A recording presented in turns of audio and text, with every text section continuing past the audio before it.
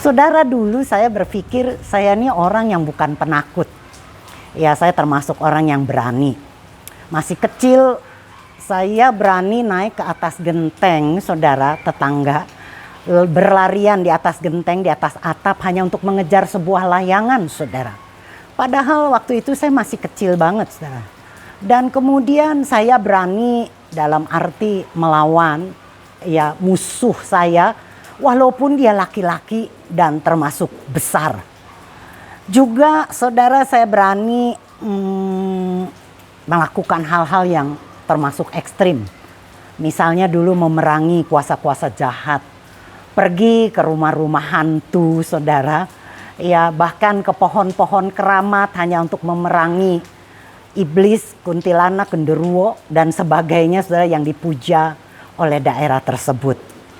Ya, pergi ke kuburan itu sudah biasa hanya untuk melakukan doa-doa peperangan. Ya, bahkan diancam mau dibunuh saudara oleh penduduk desa karena waktu itu saya berada di sebuah desa dan sedang melakukan penginjilan, kemudian diancam ingin dibunuh. Rasanya saya nggak pernah rasa sebuah ketakutan sehingga saya harus kabur. Nggak ada saudara. Termasuk juga dalam kehidupan pribadi, saya nggak pernah takut dengan suami. Ya dia pernah tinggalkan saya beberapa kali, saya pikir saya nggak pernah takut ditinggal sama suami saudara. Jadi saya pikir saya adalah orang yang pemberani saudara. Ya dan saya buktikan itu dalam hidup saya. Tapi itu dulu ya saudara ya. Berkali-kali saudara saya mengalami ditinggal suami, tapi saya oke-oke saja. Dalam arti saya merasa saya wanita mandiri, saya bisa hidup tanpa seorang suami. Saya merasa diri saya hebat, mandiri, kuat.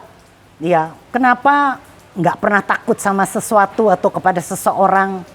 Ya, sehingga kadangkala itu menjadi kabur saudara. Dalam tanda petik, buat saya sekarang saya merenung. Itu bukanlah sebuah sifat pemberani, tetapi sebetulnya adalah sebuah kesombongan, saudara. Sampai suatu ketika suami saya kembali meninggalkan saya, saudara. Dan pada saat itu, ya tidak tahu apa yang saya harus perbuat. Karena biasanya kalau diancam suami saya kembali. Tapi kali itu saudara diancam, ya kemudian saudara dimarahi. Kemudian saudara dibujuk, segala cara saya lakukan enggak pernah mempan saudara. Tidak berefek, suami saya tetap melakukan hal-hal yang menyakiti saya. Sehingga saya menjadi putus asa saudara. Dari seorang wanita yang merasa kuat, berani, mandiri, hebat, tiba-tiba saya dapati diri saya menjadi lemah saudara. Saya dibuat tak berdaya, dari sedih jadi marah, marah jadi putus asa, karena tidak berubah saudara. Sampai akhirnya menjadi stres dan berkepanjangan menjadi depresi saudara.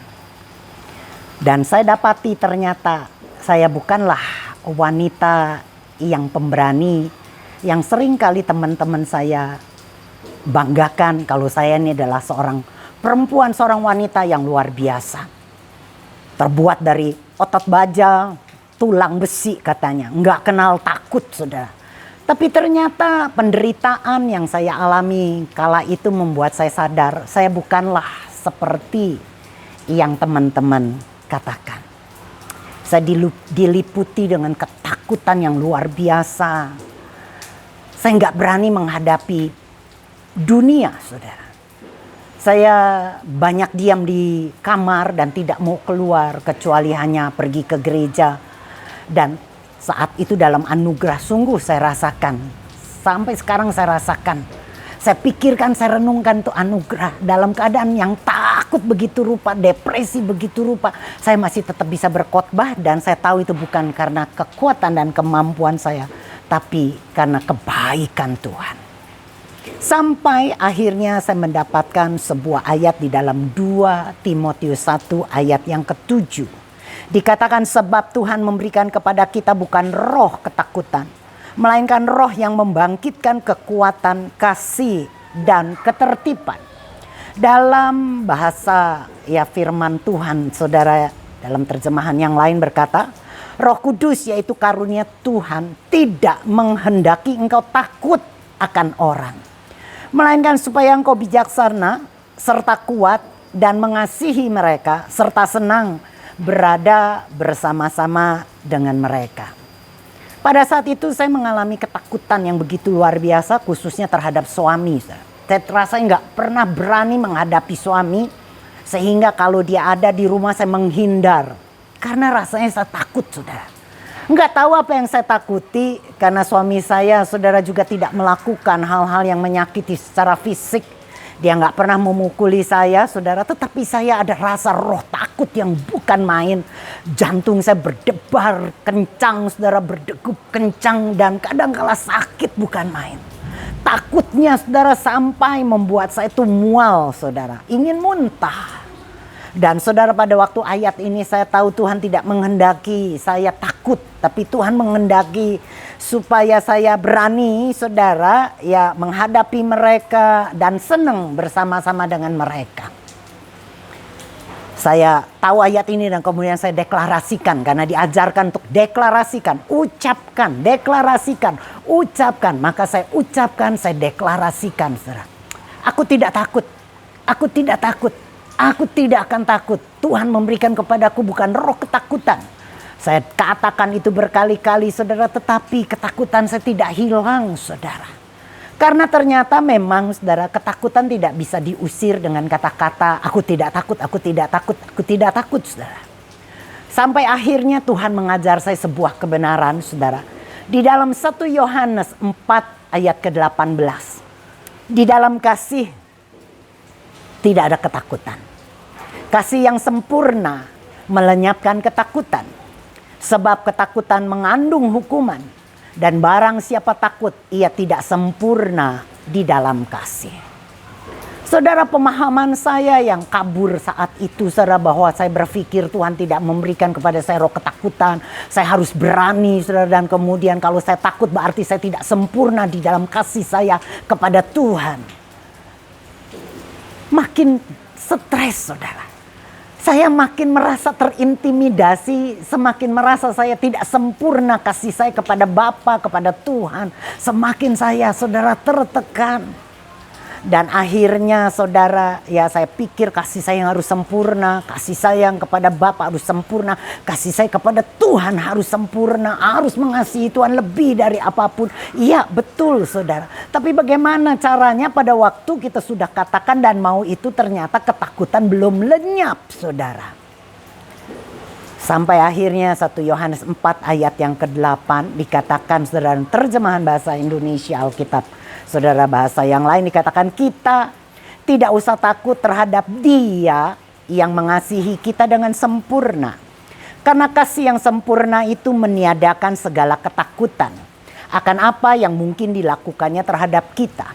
Jikalau kita merasa takut, itu menunjukkan bahwa kita tidak yakin bahwa Ia sungguh-sungguh mengasihi kita. Waktu Tuhan singkapkan ayat 1 Yohanes 4 ayat 18, kalau kita baca dalam terjemahan ya bahasa Indonesia dikatakan, saudara, ya di dalam kasih tidak ada ketakutan karena kasih yang sempurna melenyapkan ketakutan, sebab ketakutan mengandung hukuman dan barang siapa takut ia tidak sempurna di dalam kasih. Tetapi pada waktu saya membaca dalam terjemahan lain dikatakan, saudara, bukan kasih kita tetapi kasih yang sempurna itu. Kasih yang dari Bapa, kasih yang dari Tuhan, itulah yang meniadakan, yang melenyapkan ketakutan. Amin, saudara. Dan saudara, saya bersyukur banget karena saya tidak lagi mengandalkan kekuatan saya di dalam mengasihi Bapa. Tidak lagi, saudara, saya terintimidasi dengan kasih sayang tidak sempurna. Tetapi saya sadar kasihnya lah yang sempurna di dalam saya yang akan melenyapkan ketakutan. Fokusnya bukan kepada diri saya, tapi fokusnya adalah kepada kasihnya. Dan saudara, Dia tidak pernah gagal Roma 5 ayat 6 sampai ke 10 saya baca saudara. Saya berdoa bagi Anda yang mungkin mengalami saat ini ketakutan. Ya, stres, depresi dengan segala macam persoalan yang kau hadapi hari ini. Dengar saudara. Roma 5 ayat 6 sampai 10. Karena waktu kita masih lemah, Kristus telah mati untuk kita, orang durhaka. Pada waktu yang ditentukan oleh Tuhan. Sebab tidak mudah seorang mau mati untuk orang yang benar. Tapi mungkin untuk orang yang baik ada orang yang berani mati. Akan tetapi Tuhan menunjukkan kasih-Nya kepada kita karena Kristus telah mati untuk kita ketika kita masih berdosa. Amin, saudara. Lebih-lebih karena kita sekarang telah dibenarkan oleh darah-Nya, kita pasti bukan moga-moga, bukan mudah-mudahan, tapi pasti akan diselamatkan dari murka Tuhan.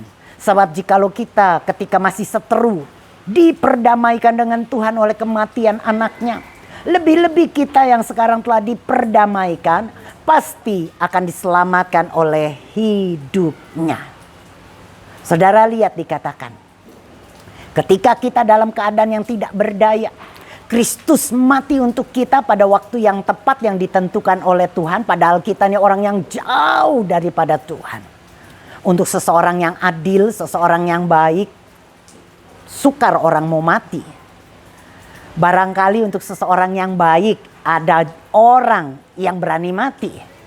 Mungkin Anda pikir, apa bedanya sih orang yang adil, saudara, ya orang yang benar, saudara, ya orang gak mau mati. Tapi untuk yang baik, mungkin ada yang mau mati.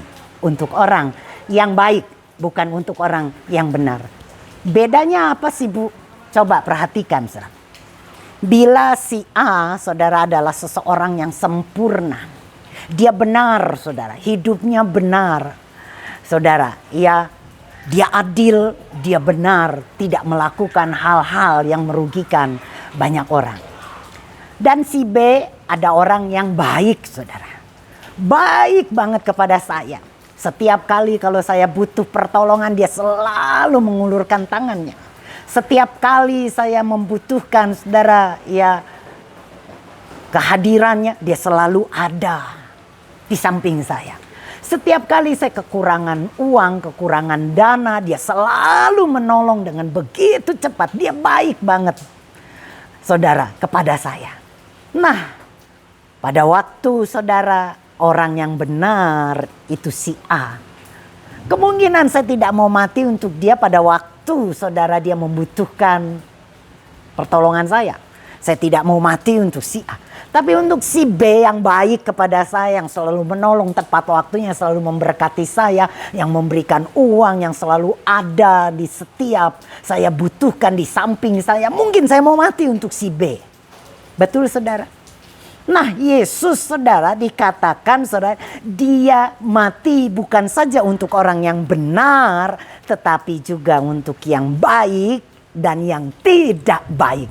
Yang durhaka, yang jauh dari Tuhan, Yesus mau mati, saudara.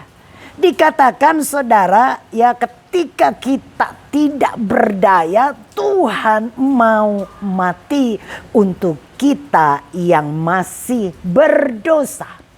Lebih-lebih sekarang pada waktu Anda dan saya diselamatkan oleh hidupnya. Waktu kita percaya kepada kasih-Nya, kita percaya akan keselamatan di dalam Kristus Yesus.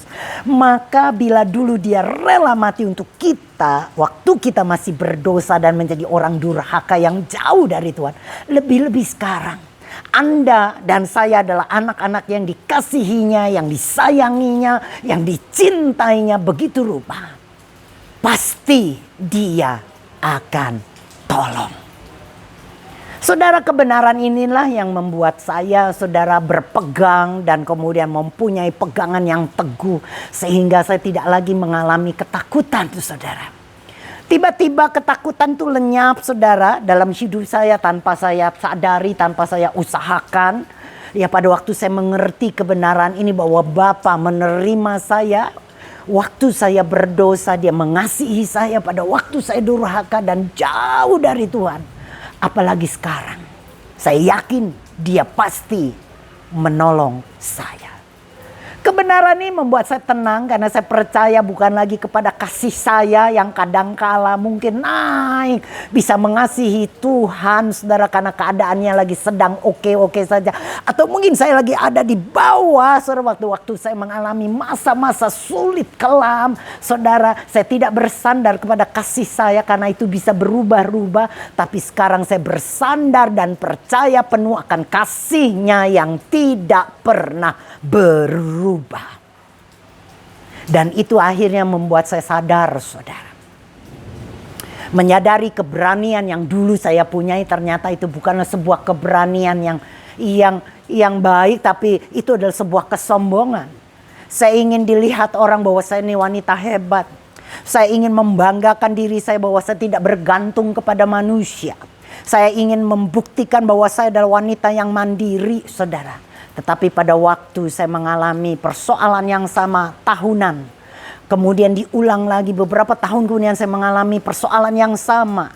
Yang mirip dan terus berkali-kali sehingga akhirnya saya sadar kekuatan saya, keberanian saya tidak pernah cukup untuk menghadapi persoalan itu. Membuat saya saudara bukan lagi percaya kepada diri sendiri, tetapi sekarang lebih bersandar dan percaya kepada kasih-Nya. Saya tidak lagi bisa saudara menyombongkan keberanian, karena saya ternyata adalah manusia yang lemah adanya. Dan luar biasanya Bapa kita, bukan saja saudara Dia menyelamatkan kita dari dosa, tetapi sesungguhnya Dia sangat ingin memulihkan kita. Karena tahukah Anda, roh ketakutan adalah sebuah roh perbudakan. Kita menjadi takut, saudara. Saya nggak tahu apa yang Anda hadapi. Tapi saya yakin dalam hidup ini ada begitu banyak ketakutan. Pada waktu kita diberkati, kita punya berkat, kita punya kekayaan tanpa Anda sadari. Kadangkala berkat itu membuat kita jadi takut, saudara. Takut kehilangan harta yang kita punya. Takut akan kekayaan kita yang tiba-tiba lenyap. Betul, saudara? Ada begitu banyak ketakutan pada waktu kita saudara membesarkan anak-anak kita. Kita takut banget anak-anak kita saudara terjerumus kepada pergaulan yang salah. Pada waktu saudara kita mulai berusaha, berdagang, mempunyai usaha sendiri, kita takut kita jatuh bangkrut, kita takut mengalami saudara kerugian. Saudara, bahkan saya temukan ada begitu banyak orang yang mengalami ketakutan tanpa sebab. Kalau ditanya apa yang ditakuti, nggak tahu. Pokoknya takut. Kenapa engkau takut kepada orang itu? Ya nggak tahu, pokoknya takut. Dan ketakutan itu memperbudak kita sehingga kita tidak merasakan kenyamanan, kebebasan dalam hidup ini. Dan saudara, itu sangat tidak enak. Saya pernah rasakan itu saudara bertahun-tahun. Di tengah keramaian orang sekalipun saudara yang sebetulnya tidak mengharuskan saya takut karena berada di tengah-tengah keluarga sekalipun. Tapi entah bagaimana rasa ketakutan itu masih menghantui. Tapi saya bersyukur pada waktu saya mengetahui kebenaran ayat-ayat ini. Saudara. Tuhan memulihkan hidup. Tuhan menyempurnakan. Waktu saya tahu kasih-Nya yang begitu dahsyat. Membuat saya tidak lagi jadi takut. Saya berdoa bagi Anda semua yang mendengarkan hari ini. Saya nggak tahu apa yang Anda sedang hadapi, ketakutan apa yang Anda sedang alami dan gumulkan.